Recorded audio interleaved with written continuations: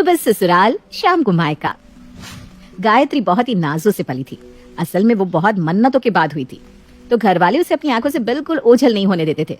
उनका तो मन था कि वो कॉलेज भी ऑनलाइन ही कर ले, पर उसके भाई ने अपने मम्मी पापा को समझाया कि ऐसे तो उसी का नुकसान होगा। माँ, ऐसे नहीं होता, वो हर समय घर पर रहेगी तो उसका ही नुकसान होगा, जाने दो ना उसे कॉलेज। गौरव के समझाने पर उसके मम्मी पापा ने गायत्री को कॉलेज भेजा। चलो, इसका कॉलेज तो खत्म हुआ, अब इसके लिए रिश्ते देखना चालू करते हैं। हाँ, शादी तो करनी ही पड़ेगी, कभी तो घर से जाएगी, हर समय तो घर पर नहीं रख सकते। हाँ माँ, अब वो इतनी बड़ी हो गई है, आप लोग इसे थोड़ा तो अकेले रहने दिया कीजिए, आगे जाकर वो अपना घर कैसे संभालेगी, और आप लोग इसके बिना रहने की आदत भी डाल लीजिए। अब मैंने तो इसका हल भी सोच रखा है। क्या सोच रखा है पापा? इसकी शादी में शर्त रखूंगा कि ये रोज शाम को हमसे मिलने हमारे पास आए। ऐसा कहा होता है पापा? ये क्या बात हुई? मैं तो रखूंगा भी ये शर्त, और लड़के वालों को माननी भी पड़ेगी। वक्त बीतता है और गायत्री के लिए एक बहुत ही अच्छा रिश्ता मिल भी जाता है। वो लोग सुरेश जी की शर्त भी मान लेते हैं कि गायत्री रोज शाम को मायके आएगी ही आएगी। सब बहुत खुश थे। गायत्री के पति रोहन को भी इस बात से कोई दिक्कत नहीं थी। वो रोज शाम को मायके चली जाती और फिर रात तक या सुबह तक आ जाती थी। शादी के कुछ समय बाद एक दिन, आज मेरी बड़ी बहन आ रही है खाने पर, आज शाम को घर मत जाना। अरे ये कोई बात नहीं हुई, हमारी बात हुई है ना कि मैं रोज शाम को अपने घर जाऊंगी। हाँ बिल्कुल, ये बात हुई थी, पर सिर्फ आज के लिए, और वो भी इसलिए बोल रहा हूँ क्योंकि दीदी आ रही है। नहीं नहीं नहीं, मैं तो घर जाऊंगी चाहे कुछ भी हो जाए। और वो लड़ झगड़ कर अपने घर चली जाती है। अच्छा, दामाद जी ऐसा बोल रहे थे, ये तो कोई बात नहीं हुई। अरे तो इसमें गलत क्या है पापा? सही तो है, उसकी ननद के लिए उसे वहाँ रुकना चाहिए था। हाँ, बस तुम्हें तो मेरा आना जाना अच्छा लगता ही नहीं ना।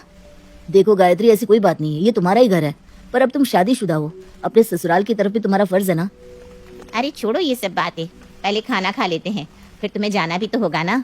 नहीं माँ, अब तो मैं सुबह ही जाऊंगी, अभी चली गई तो ननद के काम करने पड़ेंगे ना। सब खाना खाकर कमरे में चले जाते हैं। सुबह गौरव की पत्नी सरला सबके लिए रोज के मुताबिक नाश्ता बनाती है।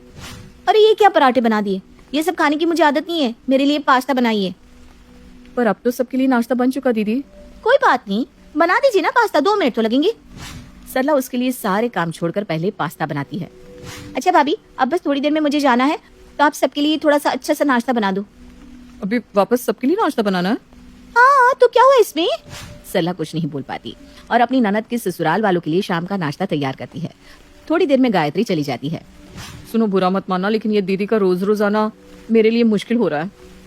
अरे इसमें बुरा मानने वाली कोई बात नहीं है, मुझे खुद भी अब परेशानी से लगने लगी है। उधर गायत्री जब अपने ससुराल पहुंचती है तो उसे वहां भी बातें सुननी पड़ती है।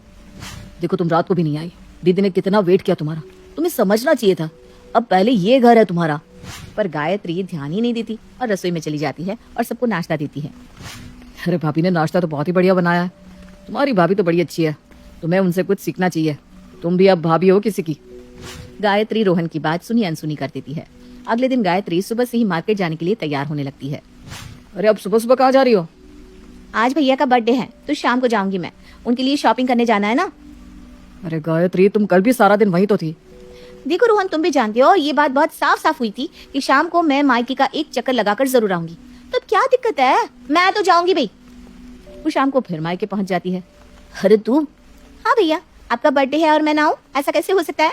चलो अब सब कहीं बाहर चलते हैं। बाहर? नहीं, वो सरला की मम्मी और बहन आ रहे हैं ना मुझसे मिलने, हम घर पर ही सेलिब्रेट करेंगे। अरे ये क्या बात हुई, मैं भी तो आपकी बहन हूँ, मेरे लिए बाहर नहीं चल सकते? पर गायत्री, अब वो लोग आ रहे हैं तो ऐसे बाहर तो नहीं जा सकते ना। गायत्री को बुरा लग जाता है। वो अपनी माँ से कहती है कि उसका बाहर जाने का मन है। तो क्या भैया मना कर रहा है? हाँ, वो बोल रहे हैं कि उसके ससुराल वाले आने वाले हैं तो वो नहीं जाएंगे कहीं बाहर। अरे ये क्या बात हुई, ननद जरूरी है या मायके वाले? सरिता अपने बेटे गौरव को बोल देती है कि अपनी बहन को बाहर लेकर जा, बहू के मायके वालों को मना कर दे। गौरव अपनी माँ और बहन के आगे कुछ बोल नहीं पाता, उसे अपने ससुराल वालों को मना करना ही पड़ता है। सरला को बहुत बुरा लगता है पर वो भी उस समय कुछ नहीं कह पाती। वो अपनी माँ और बहन को मना कर देती है। सब बाहर घूमने जाते हैं और थोड़ी देर में गायत्री चली जाती है। गौरव, ये कब तक चलेगा? इस तरह बार बार और हर रोज हमारी जिंदगी में आपकी सिस्टर की दखल अंदाजी कब तक चलेगी? सही बताओ तो बुरा तो मुझे भी लगता है, पर क्या करूँ सरला, मुझे कुछ समझ में नहीं आ रहा। तुम बोलो, तुम्हें एक सलाह दूं? हाँ बोलो तो सही, फिर देखते हैं। देखो, ये तो पक्की बात है कि दीदी रोज शाम को यहाँ आ जाती है और उससे रोहन जी भी तो परेशान हो रहे होंगे, हमें ना उनसे ही बात करनी चाहिए। फिर सरला रोहन को भी अपने प्लान में शामिल कर लेती है। अगले दिन शाम को जब गायत्री मायके जाने के लिए कहती है, रोहन उसके साथ चलने के लिए बोल देता है। तुम भी चलोगे? अरे वाह, चलो ना। रोहन और गायत्री दोनों गौरव के यहाँ पहुंचते हैं और प्लान के अनुसार रोहन थोड़ी अकड़ दिखाने लगता है। अरे ये क्या, इतनी धूल मिट्टी हो रही है, क्या आपके यहाँ बाई नहीं आती? इतना गंदा घर तो हमारे यहाँ कभी नहीं रहा। गायत्री उसका मुंह देखती रह जाती है क्योंकि उसने रोहन का ये रूप कभी देखा ही नहीं था। थोड़ी देर में खाना लगता है। क्या भाभी, ये क्या बना दिया आपने? आप लोग इतना सादा खाना खाते हो? मैं नहीं खा सकता ये। फिर वो गायत्री के पापा से कहता है, मेरे लिए तो बाहर से इंटरनेशनल खाना ऑर्डर कर दीजिए प्लीज। इतनी रात को गायत्री के पापा बहुत ही दूर से उसके लिए खाना लेकर आते हैं। जब गायत्री देखती है कि रोहन उसके घर वालों को कितना परेशान कर रहा है तो थोड़ी देर में वो लोग चले जाते हैं। आज तुम्हें क्या हो गया था?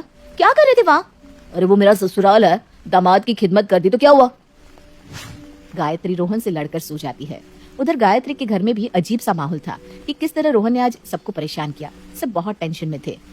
अब इस तरह रोज रोज आएगी तो ये सब तो होगा ही।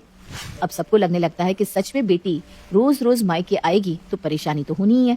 अगले दिन शाम को जब गायत्री अपने घर जाने के लिए कहती है तो रोहन भी बोलता है चलने के लिए। तुम आज फिर चलोगे?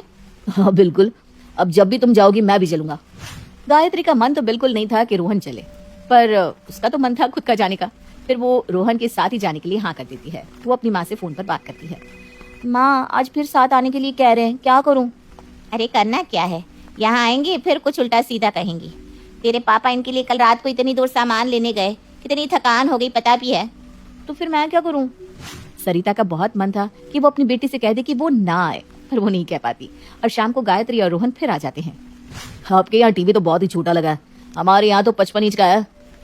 वैसे आपके यहाँ ज्यादा जगह भी नहीं है ना, हमारा ड्राइंग रूम बहुत बड़ा है। गायत्री के पापा उसका मुंह देखने लगते हैं पर कुछ कह नहीं पाते। आज वो खुद ही रोहन के सामने नया नया और महंगा नाश्ता रखते हैं, पर आज वो नहीं खाता। मैं ये सब नहीं खाऊंगा, कल आप पता नहीं कहाँ से लाए थे, मेरा तो पेट ही खराब हो गया। आज मैं ये कुछ नहीं खाऊंगा, आज मैं फ्रेश फ्रूट्स खाऊंगा। मेरे लिए स्ट्रॉबेरी और लीची ले आइए। अब प्लान के अनुसार गौरव और रोहन ही मार्केट जाते हैं। गौरव, आप पापा को बाद में समझा दीजिएगा कि ये सब हम दोनों मिलकर कर रहे हैं, इसी में हम दोनों परिवार की भलाई है। मैं जानता हूँ आपको कितना बुरा लग रहा है ऐसा बर्ताव करते हुए, आप चिंता मत करिए। वो दोनों वापस आते हैं और थोड़ी देर में गायत्री और रोहन वापस चले जाते हैं। अब तो गायत्री का खुद का ही मन नहीं करता मायके जाने का। जब भी वो मायके जाने की बात करती, रोहन टपक से साथ चलने के लिए बोल देता और इस तरह धीरे धीरे गायत्री का रोज रोज मायके जाना बंद हो जाता है और वो अपने ससुराल में ही बस जाती है।